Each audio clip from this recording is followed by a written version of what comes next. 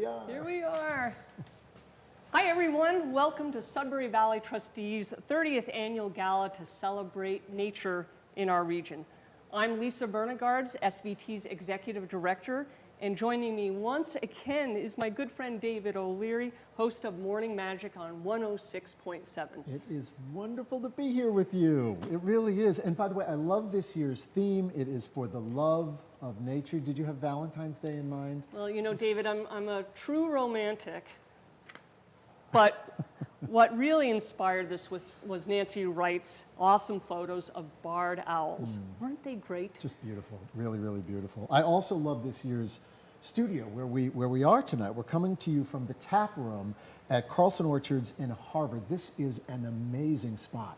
Yeah, what a find, right? I love this place. The Carlson family, like so many farmers, have a long tradition of loving and stewarding the land. And we also get to reap the benefits, whether in this case with a tasty apple or a refreshing beverage. Ooh, a refreshing beverage. This job gets better and better. I do love this. I hope you, as our viewers, sort of took us up on the suggestion of getting some of the Carlson Orchard Oak Hill cider to enjoy for tonight's program. So before we dive into our main program, I'd like to invite Chef Paul to join us. Chef Paul is the fermentation specialist here at Carlson Orchards. He's going to tell us a little bit more about what we'll be enjoying tonight and what you can enjoy here at Carlson Orchards. First, thank you so much for having us. This is my pleasure. It is How are you? wonderful to be here. Tell us just a little bit about Carlson Orchards. Carlson Orchards, actually, if you look at the logo, you probably know it more for its sweet cider. Yeah. Carlson's has been a family farm since the 1930s, and they're one of the 3 largest sweet cider producers in New England and continue to do so.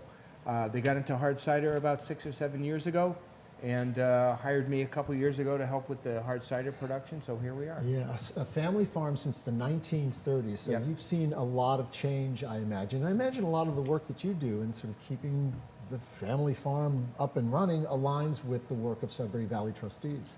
Correct, correct. There's a long history of aid between organizations like yours and family farms. And even though I'm not a Carlson, I'm really happy to work with them. They're very nice people. We're happy you're here. We're happier yet that you brought a couple of samples. Yeah. What are we going to sample here Everybody tonight? likes a cider guy, you know, you never come empty-handed. So for those of you who have purchased Carlson's, crack one open and drink up. For those of you who didn't, well, maybe next time, okay? You're missing out. I You're can tell you missing already. So our first cider is our flagship cider, the Oak Hill Blend. That's the first one and still our biggest seller. So what we do with that, and if you'd like to taste it, it's the This one slightly right here, cloudy okay. one there. I promised David it was going to be good. Yeah, just a little bit. Cheers. Go ahead. Yeah. So this is made, we take our sweet juice, and the advantage that we have is that we can see the juice. We make the juice, the sweet cider. We ferment it like wine till it's dry, and then blend it with our sweet apple cider. So it lowers the alcohol content, and it gives it that really nice appley orchard taste. How long does it ferment for? This ferments the base for about 7 to 10 days. Okay. And then we lower the temperature, and it stops fermenting, and then add the sweet juice and can it, or keg it. Really, really sweet and wonderful. What's this next one? The second one you can see is clear. Yep. This is our year-round dry cider called Simply Dry. We didn't want it to be sharp. We wanted it to be soft and very tasty. We filtered it, so it's like a white wine with a little bit of sparkle to it. This is very food-friendly. This is just, again, sweet apple cider, but we use a different yeast, so it makes it soft, Yes. but still dry. And we've come out with some recipes that use this, for example, with cod or seafood or So you can use it local in cooking. vegetables. Yep, you can use that in cooking. Nice. Yeah. I love the color of this last one here. Yes.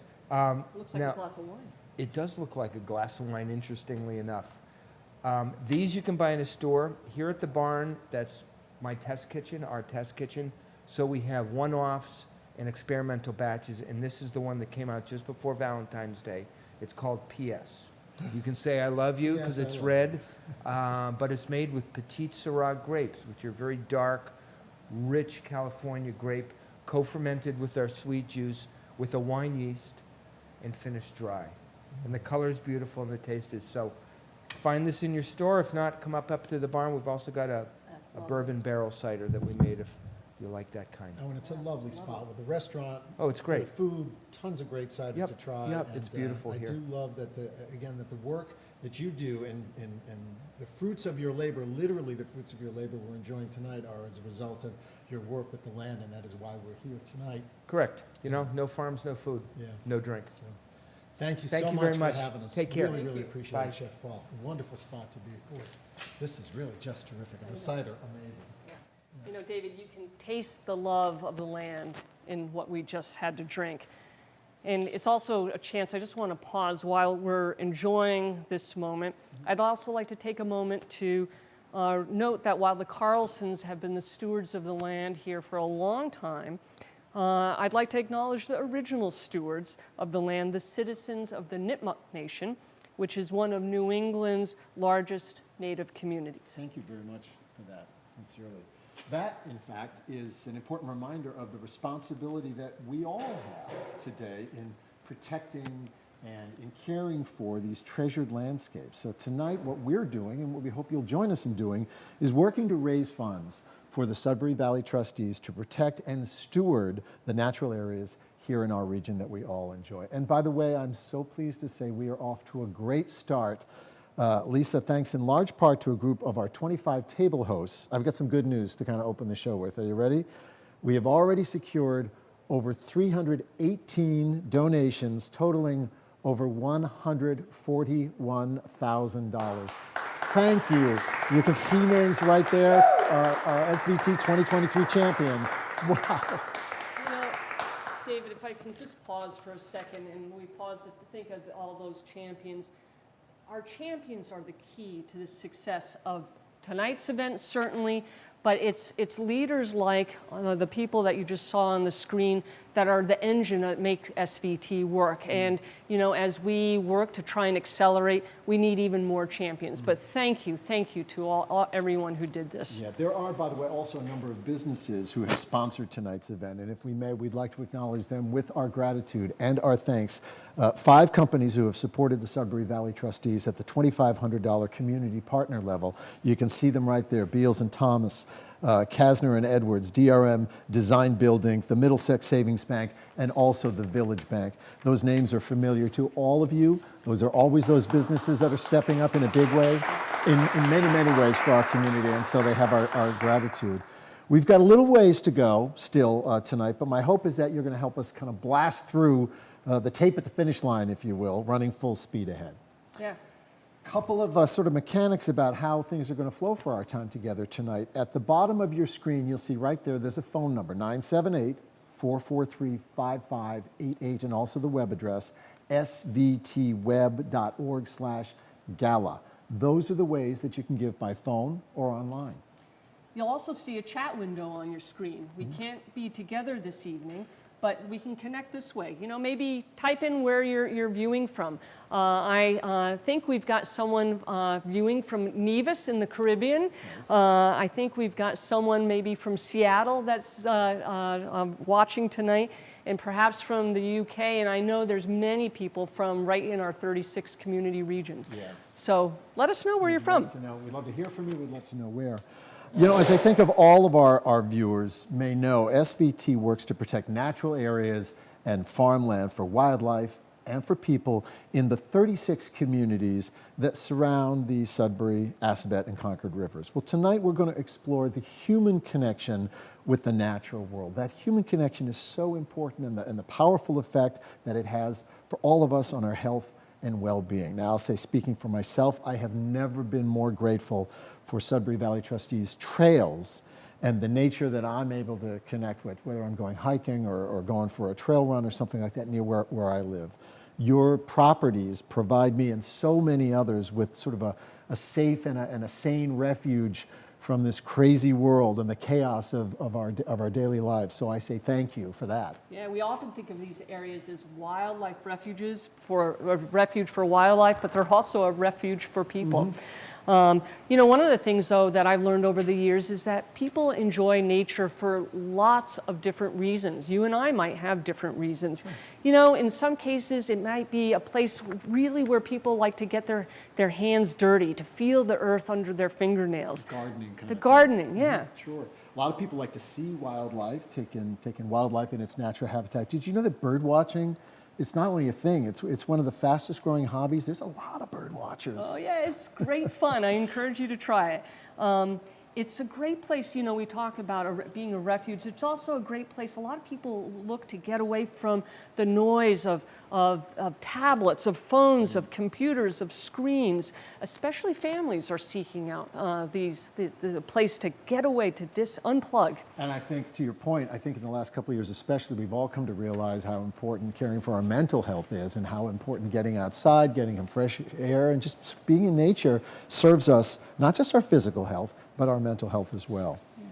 Well, better than sort of describing all these reasons, why don't we hear from a couple of people who are just beginning their love affair with nature? You're going to love this.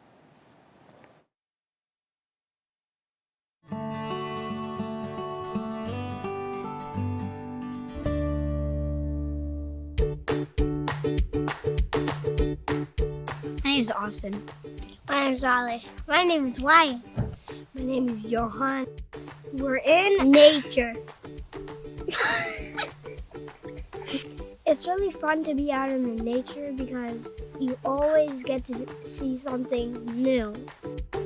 These 4 kids really did it on their own. What started as, hey, let's raise some money for nature, they've done a multitude of things, from having bake sale, they've got chickens here, honey. Over the year, we collect all this money. They make a donation to the SVT Gala. They often pick up trash because they're trying to get rid of the trash out there. So the awareness for them of protecting the nature. It gives us good stuff like sticks to make forts, it gives us berries, the trees give us oxygen. You need to keep it healthy or then you don't get to see cool things in nature. Even in our spare time before the kids, we just love to be out in nature, being active, and so it was important for us just to instill that love for our kids. They've got a big task on their shoulders, so it's important for them to appreciate all the earth and nature and plants and animals have to offer. It's like a living soul like us, so you gotta take care of it.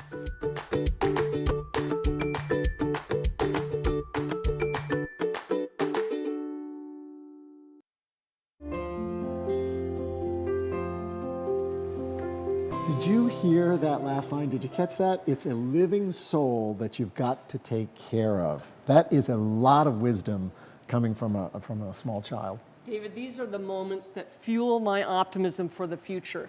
These kids love nature so much that they, on their own, said, we're going to create a club and we're going to do something to help nature. Yeah, and it kind of occurs to me that while these children are out exploring, they're also learning at the same time. Why don't we take a minute or two and learn from a group that's really embracing nature as an outdoor classroom? Take a look.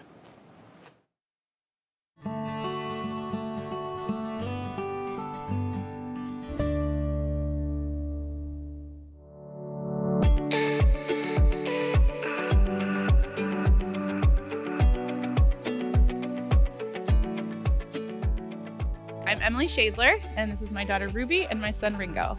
We're at Mount Misery in Lincoln, and we're gonna go for a hike with our group of homeschool friends with a co-op called Roots, and we meet every week to hike and explore in the woods.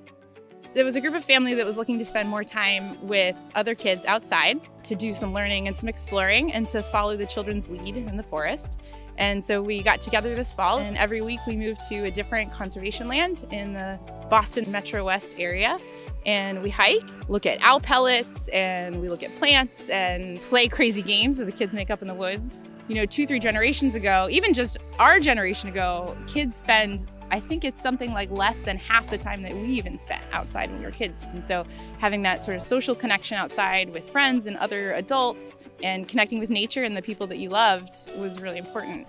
Sometimes we do nature art and we take like some leaves Yeah. and stuff and make stuff. Yeah. You know, there's all of this research about what it does for kids' mental health in terms of lowering anxiety and giving kids the ability to test out risk-taking skills and to navigate sort of social situations in the woods happens differently. Being in the woods helps kids to grow up to be more resilient adults, helps them to learn to sort of navigate challenges and trust their own bodies and trust their own decision-making skills in the woods, which when they're constantly in activities that are sort of adult-led and very structured and inside, they often don't get that chance to explore those ways of thinking. So creativity and critical thinking goes up and anxiety goes down, and even eyesight.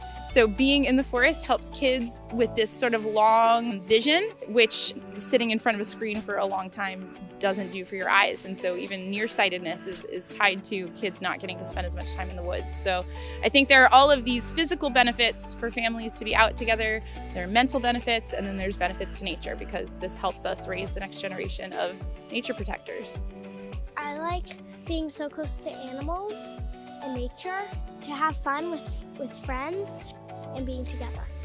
I like to see animals close up. What did we have at home last year? Tadpoles. Well, what did we start with? Little eggs. Uh-huh. And then what happened?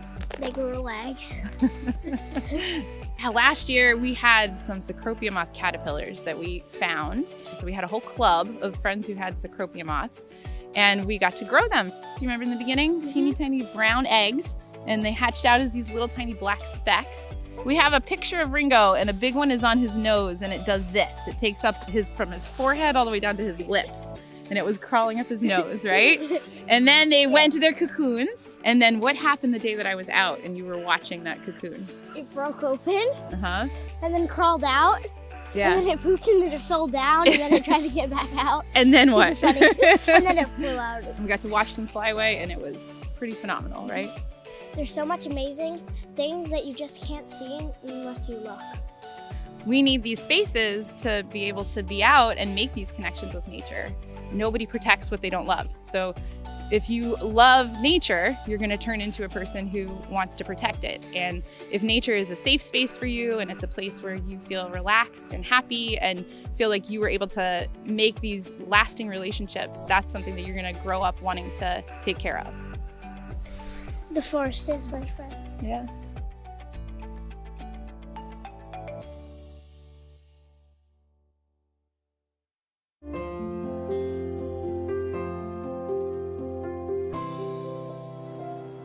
What an amazing bunch. Sincerely, that's just great. Emily really kind of sums up the benefits for all of us of being outside, not just for kids, but for everybody. I'm kind of curious, in the past, Lisa, when you have described the Sudbury Valley Trustees' work in the past, you start with this concept of land protection as a foundational step. Yeah, after all, since 1953, we have been working to protect natural areas. So it would seem logical that that's the starting point. But tonight I'd like to turn that on its head a little bit, because as Emily said, nobody protects what they don't love, right? So, if we don't have people loving and engaging in this work, there's not going to be anyone to do the work that all of you as supporters are doing, which is helping us to protect the place. So it really, in a way, becomes the fundamental piece of our work. So how do you work to build that connection with the land for Well, people? one of them. One of the most important things that we can do is to connect people to nature is to provide good, safe trails. Yep. There's lots involved in that. You have to get out and you have to design the trails. We want to make sure it's taking you and everyone who's coming out to have a nice view or perhaps see a vernal pool. We also want those trails to stay away from really sensitive habitat.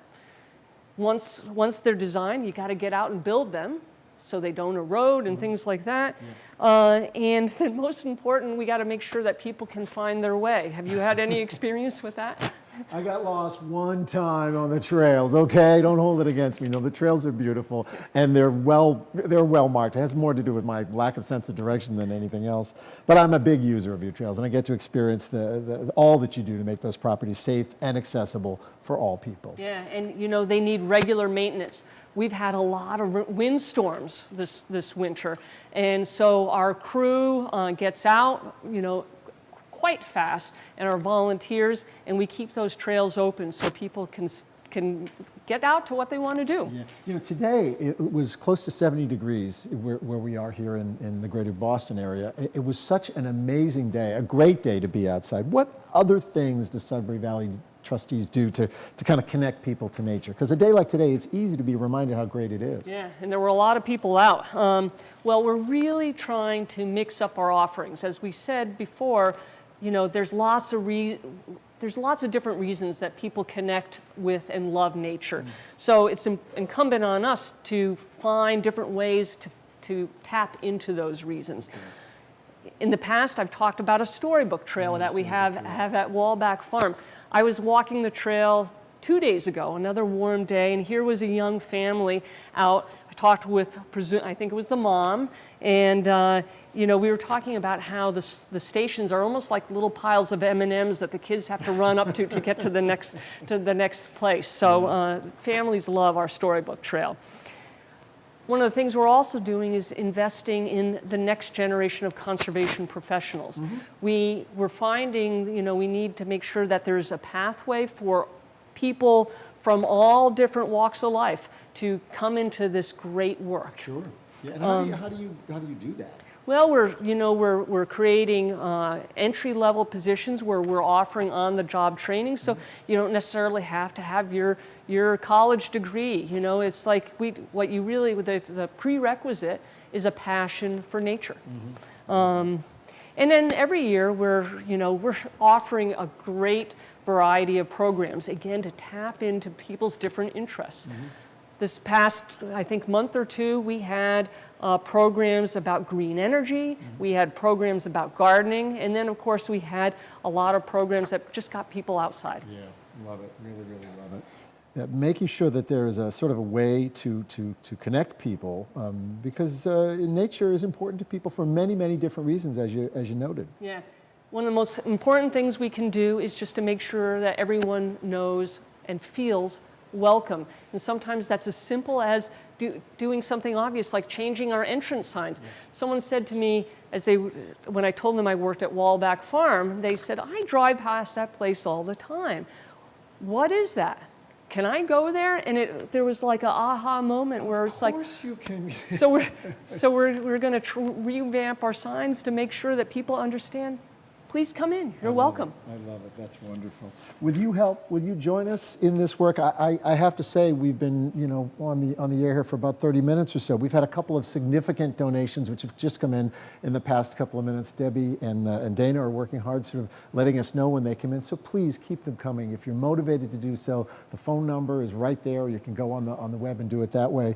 Will you help us? Will you join us in creating and celebrating this love of nature in our community and help us share the benefits of open spaces on a day like today? It is not hard to understand why that is so important. We're hoping the answer is yes. There are so many ways that you can help us. Let's start big.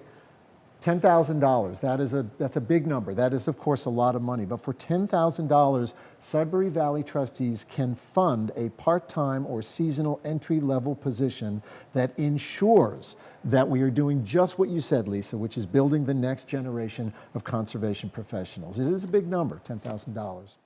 But we can break it down, right? You know, I'll be delighted if someone wants to donate $10,000, but I'd be equally delighted if 100 people wrote a $100 check. Yeah. I hope I got my math right. Yeah, no, I think you got it right. Point is, a donation in any amount is gratefully received. The Sudbury Valley programs that you offered, you mentioned these, the program and curriculum that you make available, that is such a strong core group of programs, and that can be expanded to provide offerings that are relevant to a broader group of people. You've talked about the importance of diversity, equity, and inclusion in your work. We want to make sure that our programs are offered so that a lot of people can participate, as a lot of people can enjoy nature. Yeah, we're fully subscribed most of the time, so we need to build our capacity so we can offer more. Right. We've mentioned trails a couple of times. I'll always come back to trails because I'm a big supporter and consumer of the trails. I love the trails. We want to make sure they're in good shape for all, so you can all get out and experience nature, whether it's on a walk or a trail run. Did you know that 1 mile of trails costs, what would be the number that you think a mile of trail costs to maintain? It's $1,000 each year. Yeah. That's a significant amount of money. Yeah, and folded into that, of course, is all that other work I talked about, the design, the construction, but it's year after year. Yep. You mentioned the signs. For $500, you can help the Sudbury Valley trustees overhaul the signs, the entrance signs there at the different sites to make sure that everyone knows they are welcome. Yeah, and our viewers will see on the screen, we haven't constructed any of these yet, but I was talking about the real simple change to our entrance sign that just announced all are welcome and that there are trails. So I won't get that question anymore. What's at Walbach? Are we allowed to come in? Are we allowed, right. The storybook trail that you mentioned at Walbach, making sure that that storybook trail stays in top-notch shape with cool picture books that appeal to different audiences. For a $250 pledge of support, you can make that happen. And for $100, loppers, shovels, gloves, tools, actual things that the crew and the volunteers need for the work that they do. For $100, you can make more of that happen. That's right. We hope all of this work will help more people connect with nature, and we also hope to inspire more people to get involved in their own personal way. Like Nico, who you're about to meet. We're going to hear from Nico, who is one of your weed warriors, and he's doing just that. Let's enjoy.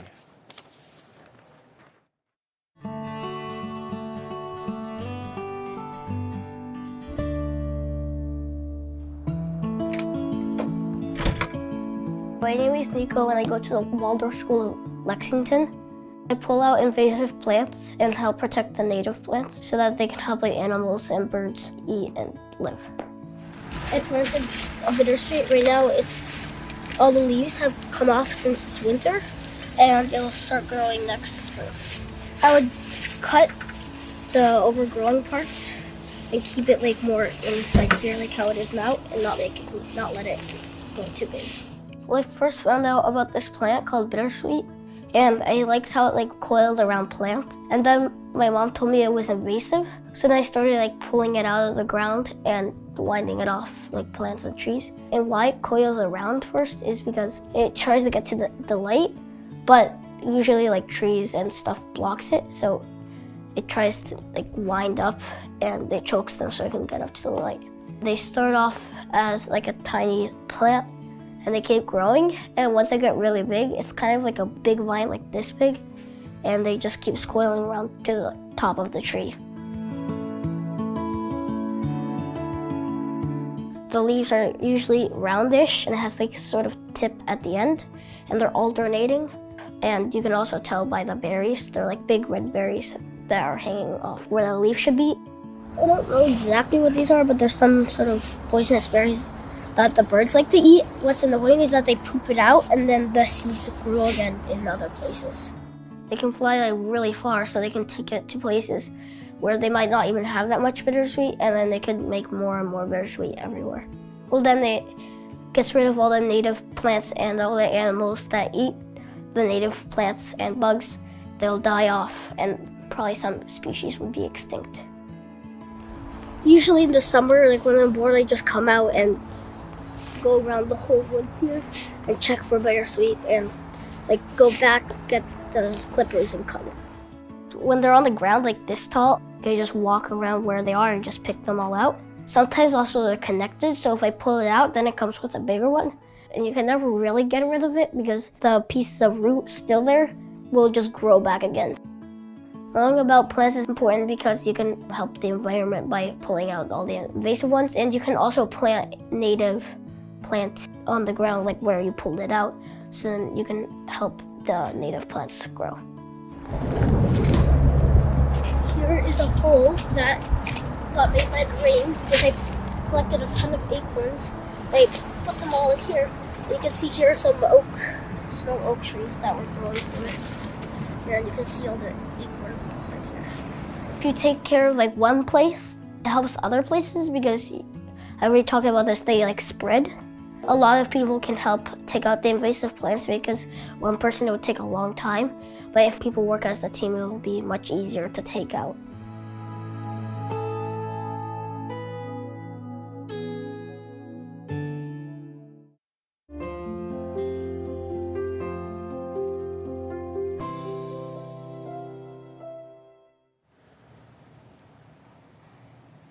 Nico's just making me smile. I want to go back to what one of the Nature Club members said. Nature is a living soul, so you've got to take care of it. Here's Nico, a young boy who's taking matters into his own hands, not just by yanking out bittersweet, but by teaching others to do the same. What does that mean, that expression, to take care of it? Because it's a lot involved. Yeah, well, we used to think that all we had to do was protect the land. Protect it, put a sign up, say protected. But today, we understand that we need to vigilantly manage all of our natural areas to keep threats at bay and to maintain healthy habitats. So let's take a look at our Smith Conservation Land in Littleton, where we're working to restore a vibrant ecosystem by greatly reducing a large population of that bittersweet that Nico was talking about. It has overtaken over 20 acres of the forest and is preventing native plants from flourishing. So it's taking Nico's work and taking it to scale. And he said it, a healthy landscape starts with healthy native plants, which in turn feed the insects, which in turn Feed the birds. feed the birds. I'm getting it. So it's all starts from that healthy system of plants. Yeah. Maybe you can explain, why are invasive plants like bittersweet, why are they bad? I mean, I thought all plants are good, aren't they? Yeah, it's a fair question. Green is good, right? Yeah.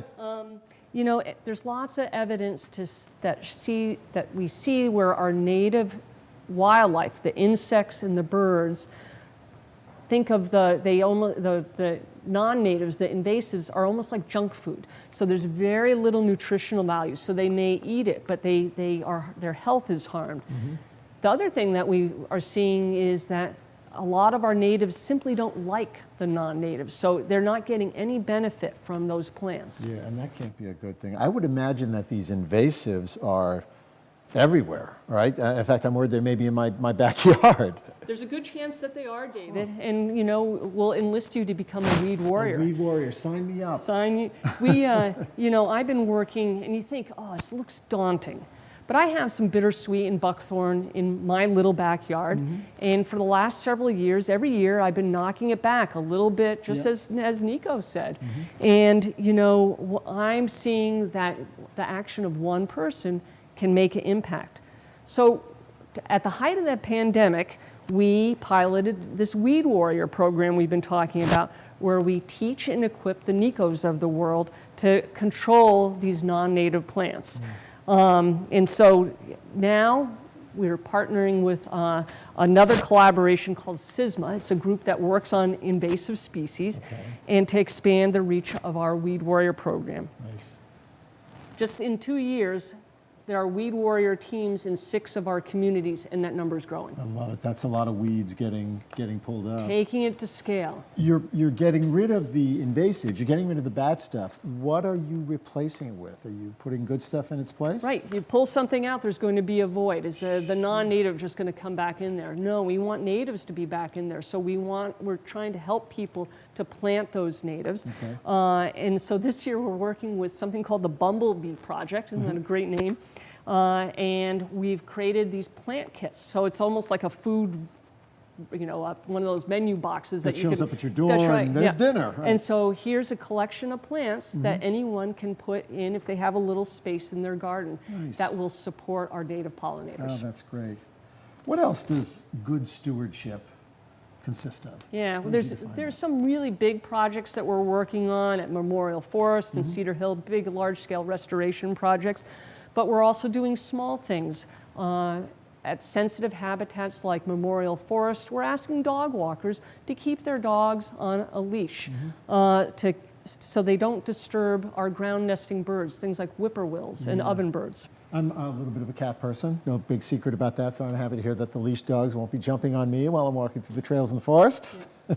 So no matter, and that is certainly another benefit, but by tackling and taking good care of our properties, we're making sure that the threats that may harm our properties are being minimized, and we're building the resilience, the health of our natural areas, so they can withstand the impact from climate change. Yeah, this is a lot of work, and it all needs to be done. We're hoping tonight that we're motivating you to join us in that work. If you've already made a gift, we say thank you. If you haven't done so yet, we'd invite you to go right there. The phone number is there on your screen, or the web address is there on your screen, and join those who have already made a gift. We'd also like to take just a moment, if we may, to offer special thanks to those at the corporate level who have donated $1,000, and these names are right here. You know many of these businesses. They're businesses right here in your and our neighborhoods. Bowditch and Dewey, Beacon Point Advisors, Capital Formation Group, Denise Garzone and Associates, Epsilon Associates, the Longfellow Health Clubs, Northern Bank, and Special Faces. Bravo to each and every one of those businesses. Thank you for your support in making more of this work possible. Please join us and those companies who are really making a difference by making a gift of your own online or by phone.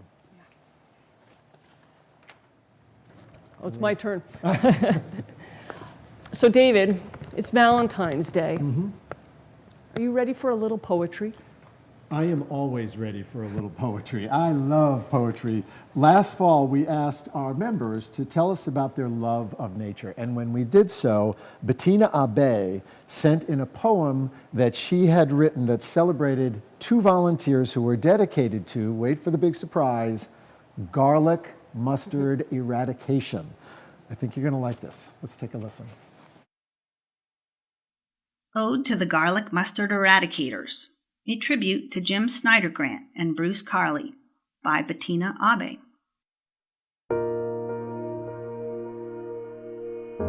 There lives an herb formidable, arrived here long ago, born from settlers cross the sea, whose rampant seeds did sow. These leaves considered flavorful, compared to cornmeal mush, folks used it to spice up their fare. They grew it in the brush. Garlic mustard is its name, near home will not abide, but rather spreads its hearty seeds around the countryside, usurping ground from local plants with casual, laid-back ways. But two defiant gentlemen, its masses they did raise.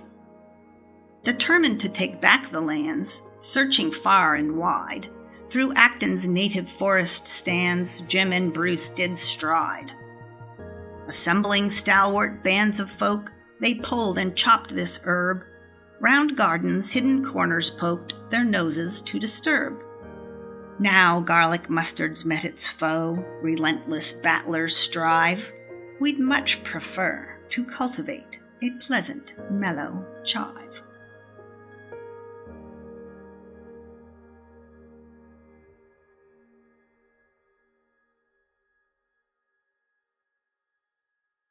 You know, I know that nature can inspire and nature can motivate, but I have to confess that is the first poem that I've ever experienced about garlic mustard eradication, and it was wonderful.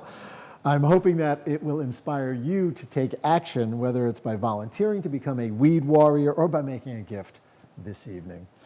Lisa, you know, I have been a member of Sudbury Valley Trustees for years, and I'm always amazed at what goes into taking care of our natural areas. I like to think I'm enlightened and aware and care about this work, and I'm still surprised. This work is not a one-time, one-and-done thing. It goes on and on and on forever. Right. We talk about this work in perpetuity. So it's as with any home or garden, our natural areas require constant stewardship, and it never ends. And as with all things in life, it's becoming more complex, and it's certainly becoming more expensive as the threats to our natural areas mount. Yeah, we hope you'll be part of the solution by picking up your phone and calling, or pick up your phone and making a pledge right now to Sudbury Valley Trustees to help repair and care for our natural areas. I am so pleased to sort of give a little update, if I may. I understand the big number is $156,000. So we're getting there. We're still got about $19,000 to get to our goal, and we hope that we'll do that between now and the top of the hour. But you can be a part of that right now. $10,000 will pay for a team to restore 10 acres of land that's been heavily damaged by those invasives that we spoke of just a minute ago, like the work that is happening at the Smith Conservation Land. Right. For $2,500, you can help us continue our work to scale up the Weed Warrior projects. Weed Warriors like Nico and those amazing kids who are just doing incredible work. $2,500 makes that happen. Yeah, just this spring alone, my colleague Jane Maloney has scheduled 10 work days to work on invasives. Now imagine that's 10 people on each of these work days. That's 100 people. Yeah. 100 people can get a lot of work done. And it's an example of SVT, sort of creating leverage with the donations that you're making tonight. Yeah, it's a very real example of the money that you're donating tonight, the support that you're granting is doing good things, amazing things. For $1,000, we can expand our efforts to help partners and individual landowners plant native plants. These are the things that need to go in once the invasives come out. Right. And for $500, we mentioned the dog waste station. You can pay for a dog waste station. It's important. No one says stewardship is always glamorous, but these waste stations help keep our trails clean and help keep our waterways clean as well. Yeah, and for a pledge and donation of $100, you can supply us with those little but important things that we need to care for properties, things like hand pruners and shovels and gloves and all kinds of other things for the growing army of weed warriors. They need supplies and tools. So thanks to your support, we're going to be able to continue to accelerate our work, and we'll also be able to expand. But David, financial support is very important, but we also need leaders who will energize and inspire us. Yeah, I'm so glad we're at this part of the program. I would like to introduce you to a couple of my favorite people, John and Molly Baird, who have done just that, shown extraordinary leadership in this regard, not only for Sudbury Valley trustees and for the work that we do, but for the community at large. Please take a listen.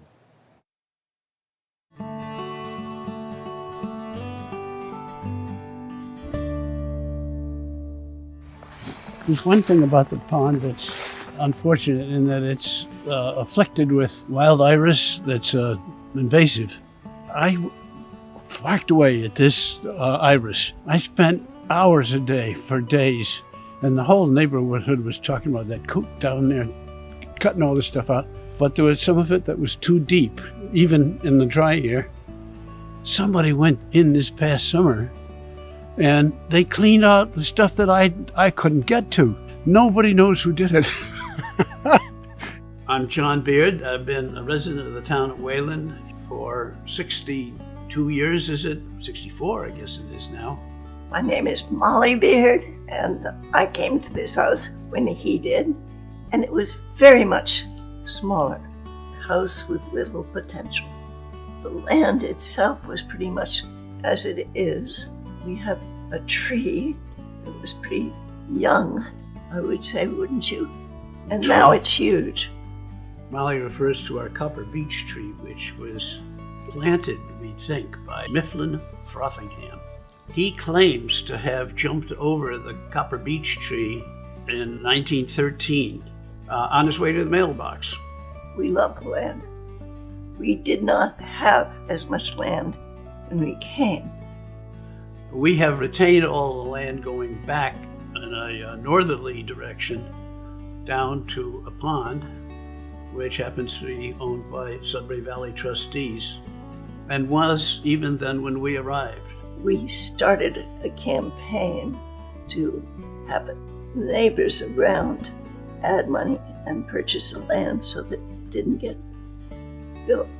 The land on the other side of the pond and the pond itself, and some of the land on our side of the pond was owned by a man named Sidney Stone. And Sidney's name is used for reference as the pond name even now. Sidney was 75 years old when we moved in this house in 1958, and we were concerned about what would happen when Sidney passed on because he owned 150 or 200 acres, I think. I and one of my neighbors talked to Sidney about acquiring his land while he was living, and he said, when you read my obituary, you just give a call to my executor and you can take it up with him.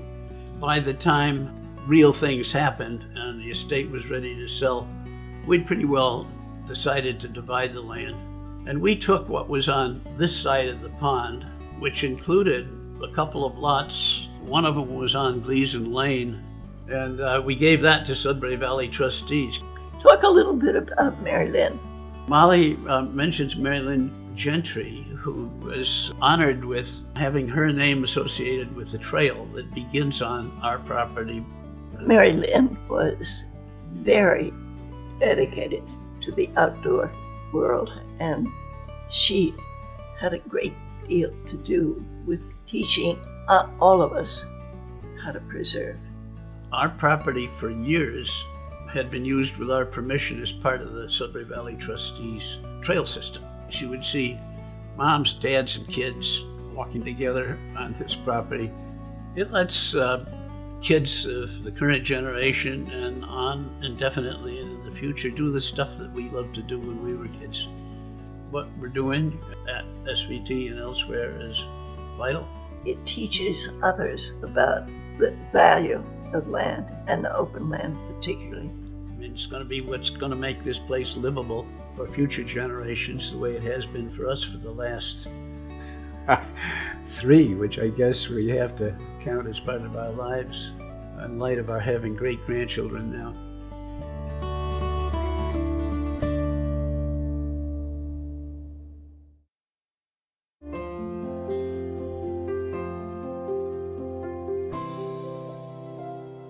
You know, I am proud to say I know John and Molly a little bit, and they are even more wonderful in person than they appear to be in that short video. They are just marvelous, marvelous people. And it's really no surprise that they're showing such incredible leadership in their service to Sudbury Valley trustees, but also to their community.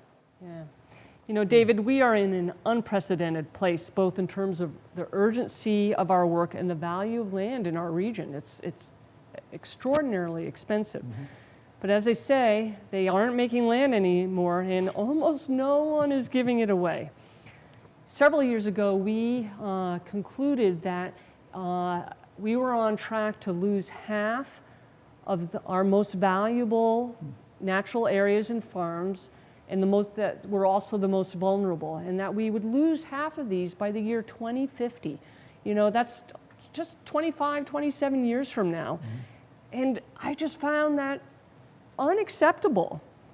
It seems that as land gets more and more scarce, as the inventory gets limited, the complexity of the projects that Sudbury Valley Trustees takes on becomes more complicated. Things just get more complicated. Yeah, every project that we work on these days involves a lot of different players. Let me give you an example right here in Harvard, where we are working to help protect Prospect Hill Community Orchard. Okay. Right there with that project, we're working with the town, we're working with the Harvard Conservation Trust, a great local nonprofit. We're working with federal, state, and municipal funding. There's a little paperwork there. A little bit. 12 foundation grants, and of course the nonprofit Community Harvest Project. That's a lot. We are often the glue that keeps these partnerships humming along. Yeah. And as John pointed out, this can take a long time to happen. That's becoming really, really clear. Now is your chance to be a part of the solution, be a part of that sort of grease of the wheels that need to turn, sometimes slowly, but join John and Molly and take action as they have done throughout their lives. Please go to your computer right now. You can call on the phone if that is easier for you, and make a contribution to the Sudbury Valley Trustees to help protect our most vulnerable and our most important natural farms and areas of outdoors. And here's how your donations can help. We'll be very specific about it. Surveying is so important. For $5,000, you can help survey a property to make sure that we know what we're getting when we acquire the property. That's right. You wouldn't buy a house without having a survey done. You want to know what it is you're getting. Mm-hmm. Certainly with your good donations, we got to make sure we're stewarding your donations correctly and knowing what we're getting. For $2,500, your donation will pay for an environmental engineer to survey a property for hazardous waste to make sure that it's free of contamination. I imagine that becomes more and more of an issue in recent years. Yeah, in eastern Massachusetts, there's been a lot of land use history. A lot of things have happened on the land, so we want to make sure that you know, that the site is not contaminated, or if it is, we know how to mitigate that. Okay, so for $1,000, you can help us serve as the conductor, if you will, who pulls together all the partners for these projects. It's like being a big general contractor on a house building project. Yeah, you know, John, I love the metaphor that John and Molly described with their copper beech. You know, these things can take a long time to grow and become glorious things. Your help sustains our efforts as that growth happens. Yeah, and it is, as you say, not growth that often happens quickly. It takes some time. $250 will help us provide workshops for landowners, so they have the information they need. You know, landowners often don't even know of what the conservation options are, and that some of these conservation options may be financially attractive and certainly may help them achieve their goal of seeing their land protected. Sure. We've talked a lot tonight about ways that you can help and the work that Sudbury Valley Trustees does to further the goals of preserving so much of this land and space that's important to us. Our time together grows a little bit short. So how are you doing? How are you feeling? Are we getting the job done? We should note, by the way, you are retiring from Sudbury Valley Trustees after years of incredible work. How are you feeling coming into that? Are we getting it done? David, we are getting it done. We have made good progress, really good progress over the last many years. But as I said, there is a lot of work that still needs to happen, so we can't let off. We have to continue to accelerate the pace of land conservation. Otherwise, we're going to lose those critical acres. We have to expand our stewardship. We've got to leverage and get more weed warriors. It's making sure that not only our properties, but other natural areas can withstand all the threats associated with climate change. And finally, to go back to where we started, we have got to engage and mobilize a whole lot more people and a much greater diversity of people in this work so that not everyone can enjoy the benefits of nature and so that we can get the help we need to succeed. Yeah, I appreciate you saying so. And there are so many ways that you can make that possible. $10,000, we can fund that internship. For $5,000, we can restore landscapes. $2,500, those programs that are so important to engage a new audience with nature. For $1,000, we can design, we can construct, we can maintain 1 mile of trails. Remember, there are 65 miles, that is, that need to be maintained each year. For $500, that will allow the Sudbury Valley Trustees to improve signage so that everyone knows they are welcome to explore nature. How important is that? For $250, you can help connect with kids by maintaining that Storybook Trail at Walbach. And for $100, well, you can help with those little things. They're small, but they're so important. A couple of hand pruners or a bluebird box. A gift in any amount is really, really welcome. And is so important to the work that we all value and we all agree is important, not just for us, but for generations to come. Yeah. So David, as we bring this evening to a close, I'd like to pause to thank everyone who helped a forest ecologist pull together another live streamed event. I can get a couple of these taken care of right now. This event doesn't happen without the incredible professionalism and expertise of Media Boss, and that is specifically Ian Barrett, Aaron Hayes, and Paul Bruley.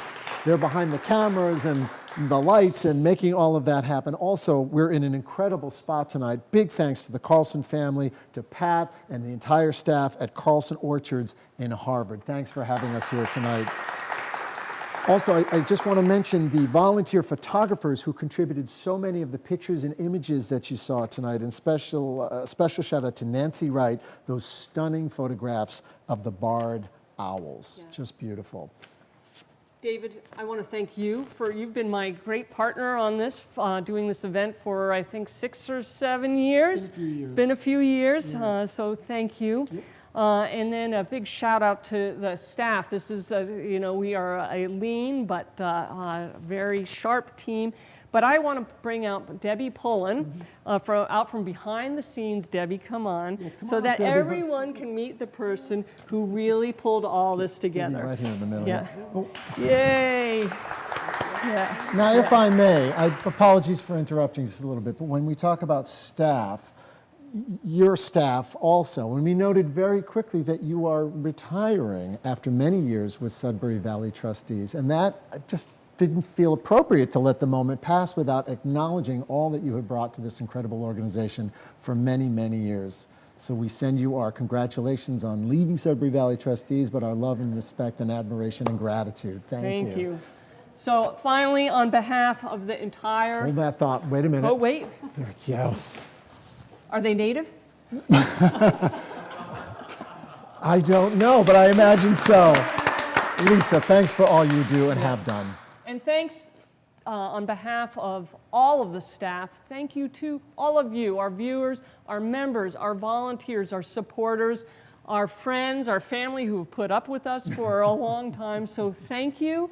Have a great night, and I hope to see you on the trail. Good night. Thanks, Al. Good night.